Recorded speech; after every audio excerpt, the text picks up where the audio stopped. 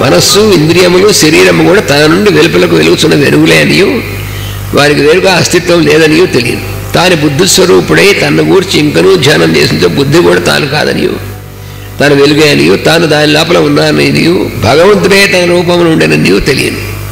అందరి యందును అన్ని వస్తువుల యందును లోపల ఇట్లే తన రూపముగా భగవంతుడు ఉన్న. అప్పుడు నెక్స్ట్ స్టెప్ అదనమాట.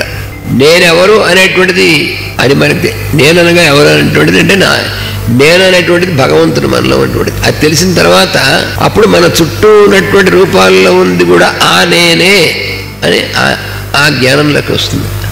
ఇట్లు ఉండుటనే ఆత్మయందురు, దీన్ని ఆత్మ అంటారు. అయాం అనేటువంటిది ఆత్మ. ఇదియే ఆత్మజ్ఞానము. ఇది ఆత్మజ్ఞానం అంటే అందరి యందు అన్నింటి యందు నేనుగా ఉన్నటువంటిదే పరమాత్మ అని తెలియడమే ఆత్మజ్ఞానము. దీనివల్ల రెండు లోకముల బంధములు తొలగిపోవును. రెండు లోకములుగా ఇహలోకము పరలోకము. ఇహలోకము అంటే ఇక్కడ అని మనం చూస్తున్నామే, అది ఇక్కడ అని చెప్పి మనం లొకేట్ చేయగలిగినటువంటిదే అది ఇహలోకం అంటారు. దీనికి ఆధారంగా ఉన్నటువంటి దాన్ని పరలోకం అంటారు. మన ఇంద్రియములకు కనిపించున్నది, వినిపించున్నది, రంగు, రుచి, వాసన, స్పర్శం, జ్ఞానం అనువానికి అందునది, మనస్సులకు ఊహలకు తెలియనది, గుణములతో కూడినది అయిన సమస్తమును ఇహలోకమనబడను.